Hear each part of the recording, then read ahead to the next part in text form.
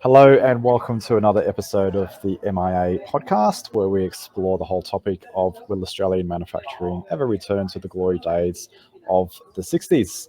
So we have a very, very special guest with us today. Last time we had Brian, who's a space manufacturer. Today we have Craig, who is in the food manufacturing business. And I think we've only just met fairly recently. Craig from Land of Plenty. Let me get the name right. Land of Plenty Food Co. And very warm welcome, Craig. Exciting to have you on board. I think you're our second guest in food manufacturing on the program. The last one was in sort of a bit of hemp as well, which was interesting. Look, as with all our guests, Craig, so welcome. I'd love to just get a little bit of your background. How did your business start, and where do you see yourselves in terms of manufacturing in Australia? Well, firstly, thank you very much. And I'm not sure I can follow on from the space manufacturing piece, but I'll give it a red hot go. That's pretty unique. So, look, I mean, our background, the business was started 21 years ago by my wife. My claim to fame is not that I started the company, it's that I married well. It was one of those things, we just fell into a relationship. We were both from the same backgrounds and it just worked. But Land of Plenty started as Lotus Swimming in 2001, and my wife returned from the US, where she was unfortunately in the midst of 9/11. Came back and said, I think working with other people is not my thing. And she started Lotus Swimming. My journey was slightly separate. I trained as a chef. I was in South Africa and I was then posted overseas. And by 6 degrees of separation, I ended up in Australia working for Nando's and just sort of developed from there. But my background has been food and manufacturing. And so when Karen and I got together, there was a point where the unity just made sense. And so in 2012, we took the plunge, much to the dismay of many people around us, and said, well, we're going to do this together as a husband and wife team. And I can say hands down, and Karen will back me up, that was the best decision we ever made. There's been trials and tribulations along the way. Working with your partner and then coming home is always a challenge. But by and large, the success has always been much better than the negatives. And I think, again, hands down, best decision we made. Within Australia, we're obviously a national business now. When it started, Lotus Swimming was just a Sydney-based operation. It developed over the years organically into a national business. A key ethos right from the beginning, right from Karen's early days, was Australian manufacturing. She came from a family of clothing manufacturers who had made and manufactured in Australia and had suffered the consequences of globalization and the unhinging of that, of the protections around that in the 80s. And so was very much an advocate for Australian produce, Australian made, Australian owned. So that's been a key ethos through the business to this day. And so, like many businesses in this space, in manufacturing as a whole and within food, we face the current challenges that are not necessarily unique to Australia, but certainly in some cases are more challenging here than would be overseas. I mean, I've spoken a few times in the past about this pre-COVID and since COVID. Power is a huge issue within Australia. It's a topic of conversation. It's a constant election battleground. But a reliable, affordable power, for which almost all manufacturing requires, is right now our number one hurdle, alongside other sort of post-COVID and mid-COVID challenges. And if we can get past that, I think we're on a good run. Yeah, and it's such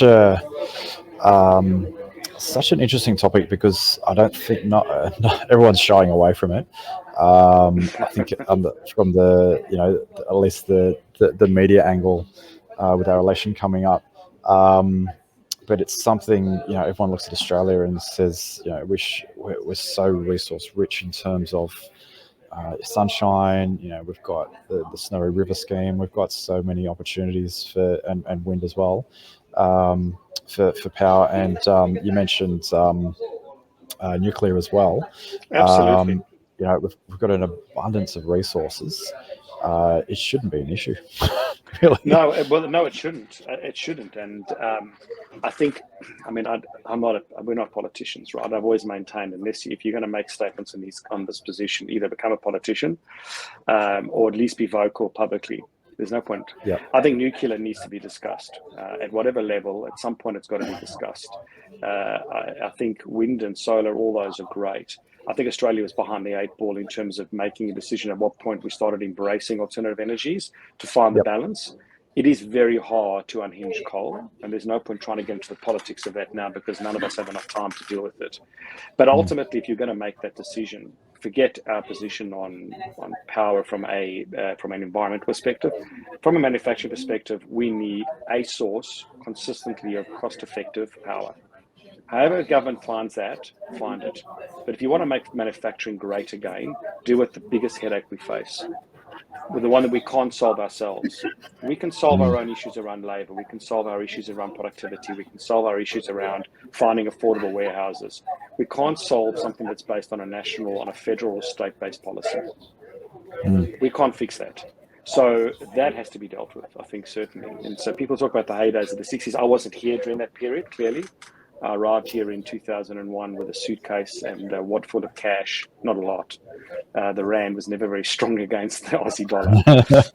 But I've lived through manufacturing in South Africa, and I've certainly seen enough of it here to know that there was a point where we were at abundance at the forefront of manufacturing in Australia.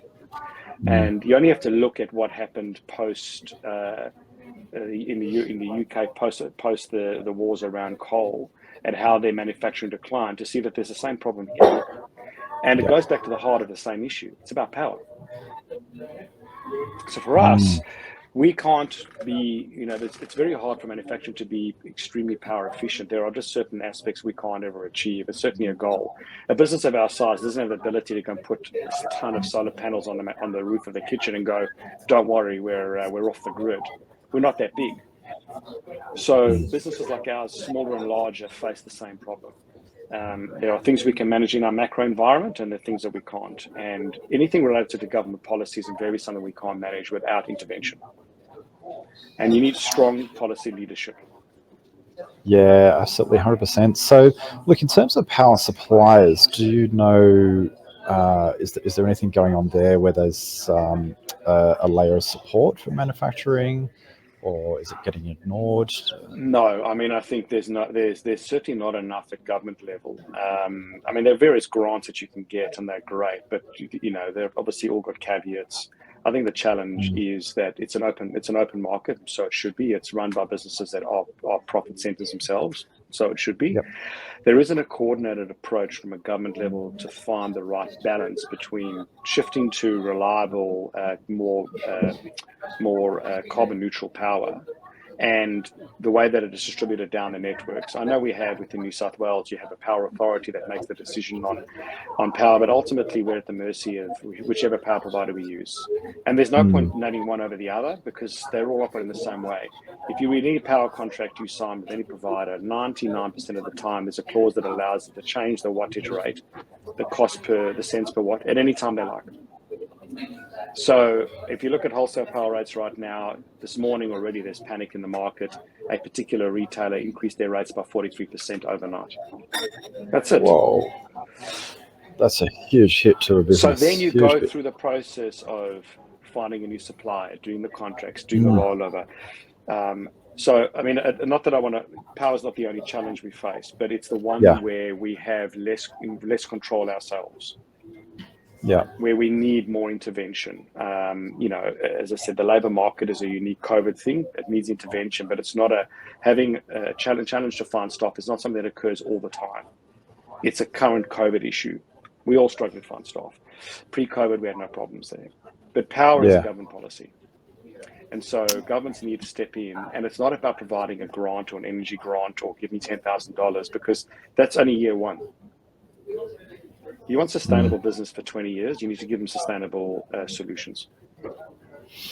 Yeah, and it's got to be a predictable line item on your balance sheet, not a sudden increase in cost of almost 50%. Yeah. Correct. Yeah. Okay, let's switch topic just for a sec. Now, you mentioned that you're a husband and wife business. I've seen businesses that have gone well, and I've seen businesses that haven't gone well. What would you say is your ingredient? Because you touched on something which is, I think, critical in terms of partnerships is being able to have a time when you're switched on, where you're talking about the business, and a time where you switch off. Do you bring it home or do you not? It's almost impossible not to. It's What form impossible have you not to. used? So, I mean, it was an interesting starting point. We were in a unique position, and I speak only for us, that Karen and I were friends beforehand. Karen was a supplier of mine. That's how I met her. So I had an understanding of the business. We worked very closely together on a number of projects for the businesses I was involved in at the time. So she was a critical supplier in a business. And so I had the opportunity to work with her already without and being exposed to how her business worked and the opportunities that it delivered. And at the time that we were in that business relationship where she was a key supplier, that the business did a great job for us. So we already had an understanding of each other, and we were actually quite close friends. So the relationship developed post that. I think the first critical aspect was I already had respect for the business as a business. It wasn't that I needed to be introduced to the business post meeting Karen at some sort of social event. As a business operator, she was a phenomenal operator, and the business was a very good business, and it did very well by me as a customer. I think the second thing was, and Karen will speak to this more than I would, but she's at that stage of was dating and had been on a number of dates. And as a female entrepreneur in the food game, it's quite a hot space to play in Australia. And she'd done a great job of positioning herself, rightly so, as an industry leader in her segment. And I mean, I was just fascinated by this. I wasn't. So one of the key ingredients was I at no stage have I ever, in those pre sort of dating periods, provided unsolicited advice on how she should run her business. I was very conscious when we started to date that we needed to be careful about. Well, I need to be careful how I communicated. So I think that's partly the secret ingredient. Beyond that, it's about comms. So we were fortunate that there were things, the way we operated and the things that we both liked doing were different. So we dovetailed extraordinarily well. When we decided to make the plunge to work together, we agreed on a 12-month timeline, and we said, look, if the marriage at any point in the 12 months struggles, then it's an immediate I'm out. No questions asked. And I left that decision entirely up to Karen and said, look, if you don't think it's working, and if you're feeling that the relationship doesn't work, then you can call it. And no questions asked, I resign and I leave immediately because the marriage was more important than the business. And then a unique set of circumstances. Karen fell pregnant pretty quickly after I started working with the business and had the ability to take maternity leave, which is something pre our relationship she'd always been worried she'd be able to achieve. And we had a couple of large contracts that Karen landed that were in my sweet spot, where they required high volume manufacturing, very tight timelines, and that's what I do well. And so I had the opportunity to bed myself into the business, and she had the opportunity to go and take maternity leave. And so when she came back into the business, I'd ingrained myself into the role and everything she didn't want to do. Karen didn't want to be involved daily on the manufacturing or the production side. She wanted to be selling, marketing, creating brands. I was very happy to do that and not be selling to a person we still work with to this day, to allow us a impartial third-party referee, if you like. How important is that? Just to have 100%. You have view. to have that. Yeah. And I think you should have it for even if you're not in business with your partner, with your life partner, because if you don't take the opportunity to talk about the things that are bugging you, they will just end up either festering in the business, or they'll fester in you, and then your reactions are very different. So we sat in many a meeting and an absolute full-blooded go at each other. Make no mistake. And then walked out and said, right, we'll clear that up. That's it. We don't keep business out of the home, ironically, because food is life. So it's very challenging. If we were both accountants and we got home and sat down and started cooking, we wouldn't care. But then we start cooking and Karen will say, oh, you know what, that's actually not a bad idea for something. So we've accepted that the business comes home. What we have had to do, and I've had to do this more than Karen has, is I've had to learn to not be business at home in terms of my responses to things. And, I accept that the challenges of working with your partner are insurmountable, but I don't accept that they can't be achieved. Because we have done an extraordinary job over the last 12 years collectively, and neither of us could have done without the other. And I would be lost if Karen wasn't in the business. And I speak on her behalf when I say she'd probably be the same. Sounds like an absolutely perfect fit. That's great. Well, Um, look, behind the scenes, there's been an extraordinary number of arguments, make no mistake. And then about a year yeah, ago, we built it. We shared an office, and it was open plan. And about a year ago, we built a wall. We did a Trump's thing. We built the wall yeah, because we found during COVID, all of a sudden there was all this additional pressure, and we needed a bit of a boundary. yeah, Um, yeah, great. but we didn't put a door on. So there's a wall, but there's no door. So it's not really a wall, but it's just enough. Yeah. Sometimes you just need your own space. Yeah. Yeah, what's that saying? My business coaches say it all the time. All conflict is an opportunity to know the truth. So, Absolutely. like you said, things build up. They probably don't seem that big at the time, and then add a bit of pressure to that. Suddenly, there's an explosion. Truth pops out exactly, and then you can resolve it once the truth pops out. And once Yep. you've said it, right? So you can't There's take it no back. going back from that. Yeah. So at least say it in an environment where it's adding value to us to the solution. Don't say it in the heat of an argument to make a point. Yes. And so by sitting in an environment with a third party who's pushing to get something out of you and you then blurt it out, well, that's an opportunity, as you've said, to correct the outcome. Say it in a meeting environment or in the heat of a discussion. That's not solving something. That's being said for intent. Yeah. Now, no one's perfect, and I can guarantee if you set a fly on a wall in our office, there are days where we have a full go. But the overarching rule is what's best for the business. Great. And if we remind ourselves of that 99% of the time, we don't take it personally.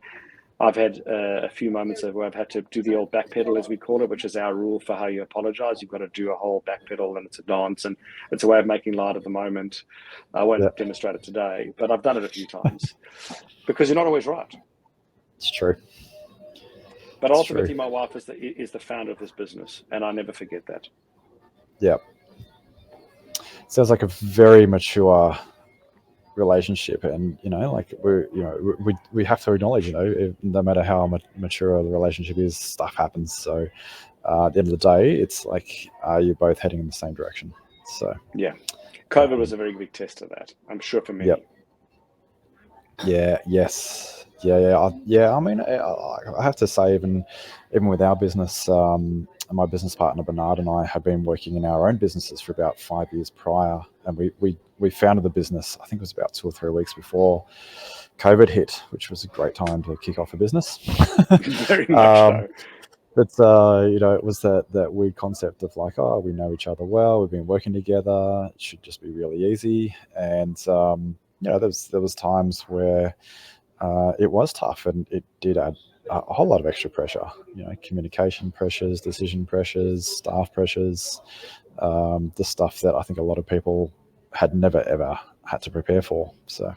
No, I mean, a pandemic of this nature challenged businesses beyond anything anyone could have planned for. Yeah.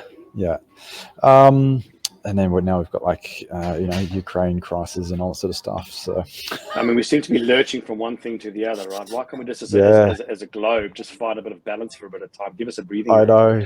I think it was after the bushfires, everyone went, "Oh, that was a tough year." Oh. That's it. But it's just gotten more challenging. But I think philosophically, I look at it, and it's always a reflection of what we're capable of as the human race. Typically it bonds people together when everyone's got that's a great struggle. Point. I agree with that. And we'll look. I mean, we look back these days, and it's like, how did people get through the Spanish flu, or past challenges, and people found a way. So. We're pretty resilient. My in-laws are Holocaust survivors. Is that right? And so wow. We sort of look at this and think, well, if this is the worst thing we face in our lifetime as a comparison, then that's not that bad. Won't do nothing yet. If you look at exactly, and I mean, I think we need to put it in perspective in terms of. What it did do for us as a business was it highlighted challenges we didn't realize existed in our organization, and we used the opportunity to do what we call LOP 2.0, because the pandemic highlighted that one little thing that we didn't pay attention to because we've never had to, and if it wasn't for the pandemic, we probably wouldn't have. But now that we know, well, let's fix it. Yeah, absolutely. It's great to see businesses like yourself in the face of challenge looking for opportunities. because when you've got that mindset, you switch away from the doom and gloom, and you look at, there might be some uncomfortable times, but definitely there's opportunity everywhere. And you don't want to make a lot of businesses that haven't come out the other side, because unfortunately there are many, and I suspect there'll be many more in the next 12 months. But in that environment, in a crisis environment, you need to start by addressing your own issues first. Yeah. And then work outwards from there, which is what we've done, and I suspect many other businesses and bold accounts yourselves. You start with your own organization and work outwards. Once you've got your own business working around you, you can work with supply chain, contractors, etc., and then slowly provide a structure outwards. Yeah, wise words. Look, another topic which we covered a couple of weeks ago was this whole. You've been involved in the grants and export. Let's talk about grants first, and then we'll talk about export, because that leads into another very interesting topic. So yeah, tell us about your grants path so far. So Karen actually focuses on that. That was a key part of her role, and she'd had grants in the business prior to my joining. As a person that came out of organizations, I was at David Jones before we started working together. Grants wasn't something I'd done, but Karen was very much across them, and her business had always had some support along the way, and she'd always found grants to help her grow the business, which was amazing. Certainly once I got started, the R&D grant was a particular one that we made use of for a number of years.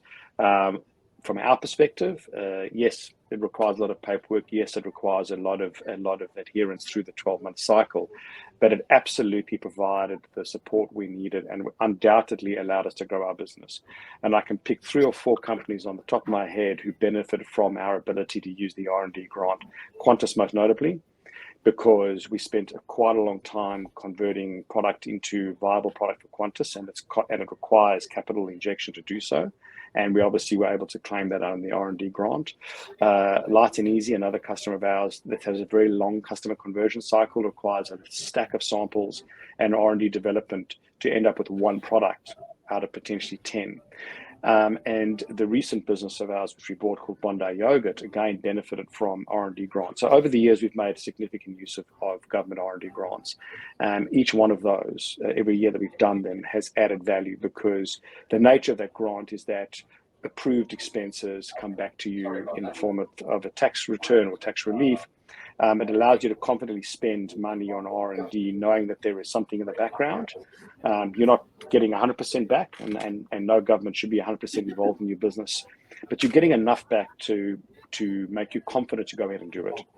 So we've done R&D grants for a number of years. In fact, this past financial was the first year we haven't done one, and that's because we didn't have a project that met the criteria. And I'm a firm believer in don't take government money unless you're actually going to do something with it. And so we didn't have a viable project for this year, and so we elected not to pursue the project. We may have something next year again, and when we'll do it. And over and above that, we've also worked with FIEL. And in fact, I've actually got a discussion with them this afternoon. So FIEL have also been very instrumental in providing ad hoc grants to meet very specific projects or very specific parameters. They also, during the bushfires, were unbelievable. They had a bushfire support grant for businesses like ours that had been taking a significant supply chain hit from the bushfires. And that money that came in at just the right time got us over the hurdle, because we were supplying Coles with a particular range of product. The bushfires had hit our supply chain. We had to supplement the product with something else. It was costing us significantly more. No disrespect to Coles, but obviously going back and giving them a 15% price increase wasn't something that was going to happen. And so we had to manage the cost structure. And so FIEL were excellent in doing so. So I'm a big advocate for government grants. I think the governments of late have done an extraordinary job. There is significant capital available. My advice to anybody starting out in a business is go and look at all the grants, go and find the ones that suit you, and then find a suitable company to help you manage the process. So we work with Ronan Associates, because yes, you do have to do a lot of paperwork. You do have to do a lot of compliance through the year. And if you are audited and you don't do it right, you will get into trouble. But if you do it properly and you follow the process, there is a significant amount of capital available from the government to inject back into your business at the end of the year, to give you confidence that if the project doesn't go ahead, you haven't wasted your time. Our business grew significantly in the time that Karen and I started working together. good part of that came from R&D grants, but more importantly, justified why R&D exists is to make businesses more profitable, to get them to pay more tax and hire more people. Yeah. And we went from 6 people in our head office to 15 over the last number of years, off the back of a combination of strategy, R&D grants, and other business decisions. And so it highlights why they work. We pay more tax, we hire more people. Yeah, it goes back to that saying, small business is sort of the backbone of the Australian economy, isn't it? Absolutely. Small, medium business. Yeah. Absolutely. Yep. The largest employers outside of the multinationals or the large supermarkets, the most innovative in many, many cases, and generally are businesses that find their way to find the balance all the time. They're very adaptable. And entrepreneurs and being an entrepreneur should be the backbone of Australia. We should encourage everybody to do something on their own if they can at one time in their life. 100% agree. 100% agree. Like I was going to say, us as a primarily marketing business, we prefer to work with those agile businesses that can make decisions quickly, and you can see the impact really quickly as well. But I totally agree. I came from a corporate background where, for me, entrepreneurship and owning a business was the most scary thing on the planet. But since jumping into the world of entrepreneurship, it opens up. I could talk about this for days. There's so many layers that, me as a father, I'm more flexible in my approach and my thinking and my future. It's fantastic. There's so many layers to it. Like you said, innovation, looking after your finances, communicating with other people. You are far more conscious of things around cost when it's your own money. Yeah. And if you and that then gets instilled in you, your family, and around you, you just become more aware.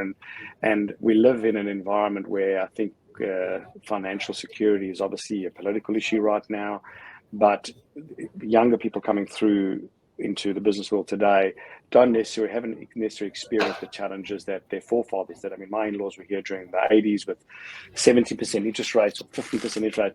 I didn't necessarily experience that, but living in South Africa had its own challenges by virtue of apartheid and poor government policies.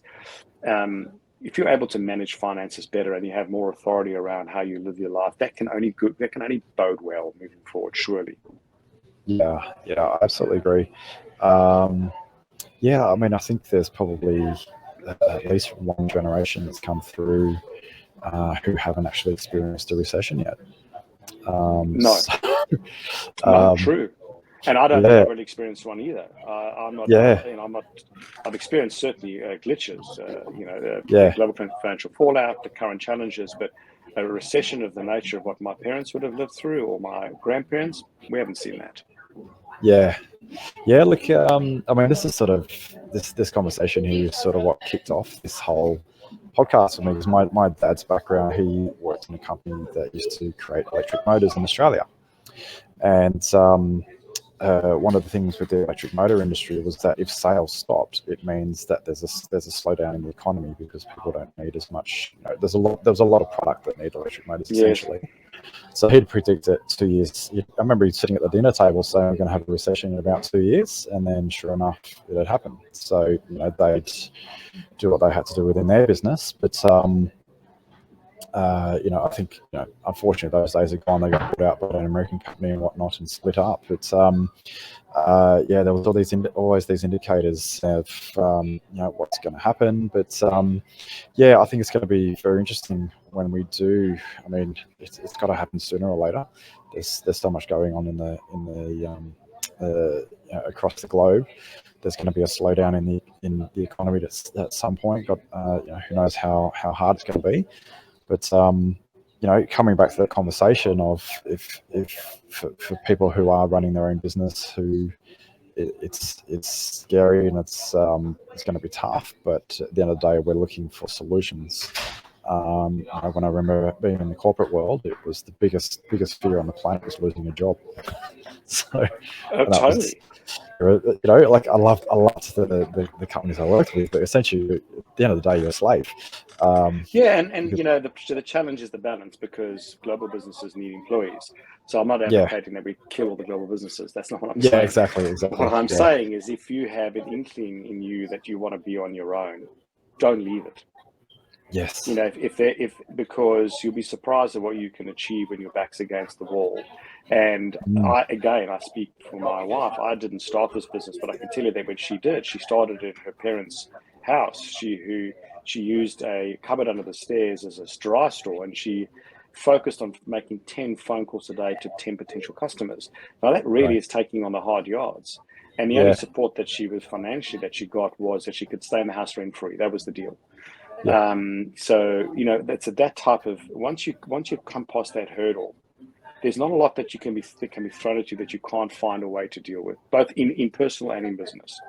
If you've yeah, gone through that sort of level, and there are many businesses around that have had similar paths to success, hard, long strokes. yep, Ask those people what they feel like today about some of the challenges they face, and they'll tell you they're ready to face them head on, because yeah, starting their business was significantly harder than dealing with the disruption in their business today. yep, yeah. I love that. Look, so something else I wanted to chat with you about is the whole export. So that the whole export in general, but something we touched on was that whole export risk depending on trade routes as well. Yeah. So yeah, well, so you're obviously Well, I think we exporting need at the to moment. start by we export a small amount. Frozen product and fresh product like ours is not easy to export because it requires significant additional freight support. Either frozen containers, fresh product generally has to be flown in to meet the shelf life requirements. But we are exporting to Singapore in small amounts, and we're exporting a bit to Hong Kong, and we're in discussions with taking product to the Middle East. We're busy developing a range for the Middle East, so it's certainly on our radar. I think we need to isolate COVID challenges and say, look, when they normalize, so freight routes and other problems that are occurring currently, which are COVID-based challenges, by and large, Australian businesses should always look to export at some point, because we're not a massive market compared to some of the Mm, biggest Western markets. As a country, we're small. We're 22 or 23 million versus the US, which is well into the 100 millions. China is always a good market. I think historically, we've always been considered expensive because we run, as a country, we have a number of laws that allow for cost or include costs which you can't avoid. But I think those days are done. If you look at the mm, cost of freight now and the cost of challenges, we're suddenly very competitive. We have some of the best produce in the world, and I'm speaking from a food perspective. We have some of the best produce in the world. We have some of the best farmers in the world. We have some of the best ingredients in the world. We have some innovative products. We have some phenomenal chefs who translate into innovative products. We should be focusing on getting as much as we can out of the country. Yet somewhere along the line, we started importing as much as we manufactured, and I suspect in some cases, in fact, I know more. And seafood is an interesting one. We import more seafood than we export raw material, which is and crazy. which is crazy. Now, partly because we have some very strong fishing laws, which are in place to make sure we manage our stock levels. And granted, outside of Australia, the laws aren't the same and perhaps not as robust. But the fact that we've let finished product come into the country at prices that make it so difficult to compete that you give up, that doesn't make sense.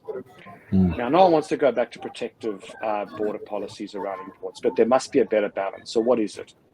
And in my view, it is finding government policies that reduce our cost of manufacturing so that we are competitive without there needing to be a tariff on the imported products. So the word tariff scares everybody, and rightly so, because if we apply a tariff, then we'll get tariffs. So if you want to avoid those things, then make your cost of production better. So find productivity, be more efficient, and reduce your cost. Wages is always a topic of conversation. It's no less one today than it was 10 years ago. No one wants to reduce wages as a way of reducing manufacturing costs because that has other impacts. But power, more productive operations, support from governments in other areas to reduce less red tape, making export easier, some products to be exported require AQUA certification that can run into $100,000 before you certify. That's a massive cost to take on before you've landed one sale. Get rid of those things, let that flow through, and then see how competitive you are. You'll be surprised. Yeah. Now, I think we're also talking about some of the trade routes in terms of just that, security in terms of like piracy and whatnot, which is I think a very interesting topic. Look, we've had that. So Dim Sum & Co is one of our brands, and it's a brand that we started a few years ago, about 8 years ago, maybe a bit more, and it's our volume Asian product for retail and food service. And if you go and look up Dim Sum & Co Russia, there is a restaurant in Russia called Dim Sum & Co that apparently is associated with our business, which I can tell you it's not. There is also a Dim Sum & Co in Malaysia, which I can guarantee you is not my first outpost into Asia. So unfortunately, there wasn't much we could do about it. I mean, we spoke to our attorneys and said, what can we do? And there's not much you can do. Thankfully, they're not passing themselves off as our product from a food service perspective. They've opened up restaurants and just plagiarized our name, our logo to a degree, but it's a problem. Trademarking something globally costs an extraordinary amount of money. There's a bit of red tape we should be dealing with, because to do a trademark within Australia is a fair cost. To trademark globally is very expensive, and even then, I'm not sure whether it's possible, because ultimately it's who's got the bigger checkbook for the lawyers. Yeah. So not everyone's clean and cut. No, not at all. I mean, there's been many examples within Australia of businesses. There was one in the fashion business recently where I think Katy Perry sued her. The size of Katy Perry's checkbook compared to the entrepreneur in Australia who had the same name. Yeah. Well, he's going to win that battle. Yeah, absolutely. So that's a challenge, but I don't think it should stop you exporting. I think as a country, we should be focusing on exports. We should be trying to reduce our reliance on products that are solely imported. There should always be a balance, because if you look at what happened post-COVID and businesses were countries were shutting their borders, suddenly we were panicking about things that we've become so accustomed to being imported that we forgot to make them ourselves. And then when we couldn't get them, it was somebody else's fault. Well, no, it wasn't. It was our fault for letting the manufacturing of that go to the point that we gave up in Australia. Yes. Yeah, I think if I remember rightly, very recently our balance of trade actually flipped to the positive in the last couple of months, which is quite. Yeah. I mean, I would say is a byproduct of COVID somehow. But also, I mean, one of the things my dad raises as well is like even like the apprenticeships. Back in the days, you had boilermakers and whatnot. There's just those basic skills that there's people out there who they want to do these trades, but there's no support to do them anymore. There's no jobs for them to jump into, and it's certainly right at a point where these skill sets are just going to disappear. Well, hospitality has felt that for years. Yes, that's very true. Being a chef is not an easy gig, and in our game we tend to we have a number of chefs working for us, so we're across what happens in that sector. Being a chef is not an easy gig. Being an apprentice chef in Australia up until from a few years ago is really not easy, because it's not something that's paid well. You start your life as a chef and suddenly realize that you're working on weekends and that your social life is impacted, and so you need a real motivation to give up those things that you've chosen for your life. And if you're passionate about food, you'll do it. And if you're not sure, and then you find that you've been paid a pittance in the process, well, you tend to walk away. And what that does is leave a massive void of potentially valuable people that could have transitioned into becoming chefs and brought their skill along. They end up doing something else, or they find themselves on television trying to make themselves a master chef as a quick route to success without having done the hard yards. We need better apprenticeship programs in hospitality, and I'm not the only one saying this. Luke Mang and Neil Perry have spoken at length about the challenges of finding apprenticeships in Australia, and programs that make them want to be chefs and want to do the hard yards to get past it. But it's not only a hospitality problem. It's a trades issue in general. And we need a better program. And that, again, that's a macro factor. As entrepreneurs, we can't fix government policy around how they manage skills training and how they support it. We can only vote for the party we think gives us the best outcome. Yeah, it's very interesting to look at, because we've got the Modern Manufacturing Initiative, which is helping, I think, components of the industry. Certainly that the tech layer, the Gen 4 manufacturing. There's quite a few layers. There's obviously grants and whatnot, but yeah, you've touched on some really important points. There are a lot of factors of manufacturing that just are there's no policy. There's no they seem to be forgotten. It's very. I think it's that very. Unfortunately, most politicians are looking.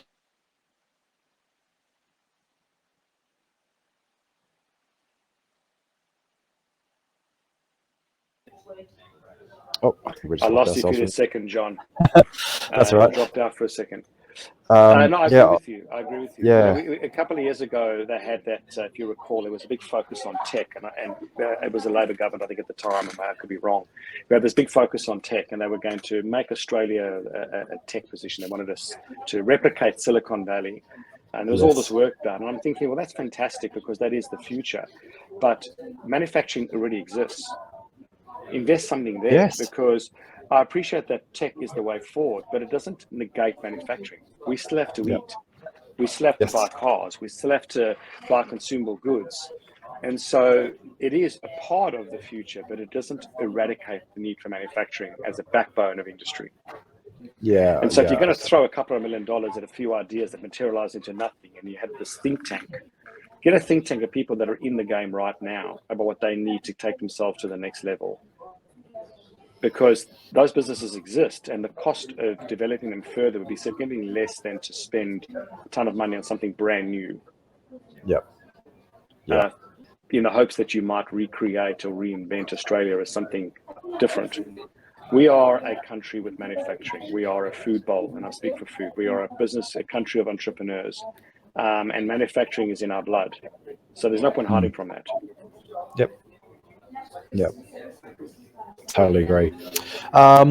So look, we're sort of probably coming at the point now where we're getting close to a wrap up. I say this all our guests, we could probably record for 3 hours straight. No, you're right, but it's been great.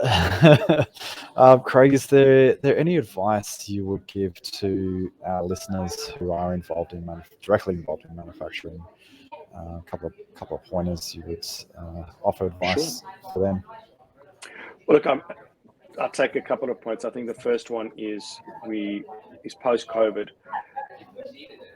But diversify. We've accepted diversification as a requirement. I know not everyone wants to hear the word, but I think take a good hard look at your business and find a way to diversify. If the pandemic has taught us anything, it's taught us that there can be disruptions that strike the core of your operation, and you need to at least have the ability to pivot one way or the other. Cash is king. So what got us through COVID, alongside tons of government support, was the fact that we always maintain a certain cash reserve within the business to deal with unforeseen outcomes. So cash is king. Have cash reserves and always overcompensate, even if you think that it's not necessary, because you never know when it is. We live in a very volatile environment right now where things happen very swiftly, and you'd be surprised how quickly you burn through cash when things don't go well. So that's my second. And I think the third comment is, and this was something that was spoken about before, write down a plan. We all write down strategic plans for what we're going to do to grow our business. Write a plan for when things go wrong. So a number of years ago, I was on a business trip with the Entrepreneurs Organization, of which I was a member, and we were tasked with writing a plan to deal with a catastrophic loss of revenue in the business. It was just a theoretical thing. And I developed a doomsday plan. And there is a podcast that was done with my wife about what that plan did, because when COVID struck, I pulled the plan out. And there were 10 or 12 strategies that we'd written there that we immediately implemented, which were designed around preserving the business, because we lost 90% of our customers in 7 days. When the lockdown hit, on the 23rd of March 2020, from then to the 30th, 90% of our customers were closed. And we pulled that plan out, and it was clear and it was precise, and it gave us confidence, and we rolled it out. So for every strategic plan you write about what you're going to do good, write one for what happens when things don't go well. Because what you need at that point is not to panic. What you need is a plan that you think you can roll out that gives you some buffer while you wait. And in our case, because it was a pandemic, we suspected there'd be government support at some point. What it was, how large it would be, I couldn't be sure. But I wrote that plan in 2016, well before the pandemic was even a blight on the horizon, and it saved our rear end because we went into a 7-day cycle without panicking. Now, there were things that are uncomfortable, like staff layoffs and other challenges, but at least there was a process that gave us a 30-day buffer, and then a 60-day buffer, and then the government policies rolled out, and we started finding our rhythm. So my strongest piece of advice, apart from cash is king, is write a plan for the bad as well as the good. I love it. Thank you very, very much, Craig. That's some Thank you so much, John. It's been a pleasure. It really has. fantastic words of advice. As I said, we could talk about this for hours. Would love to definitely have you back on the show again. Thank you. And just to all our listeners, thanks again for watching.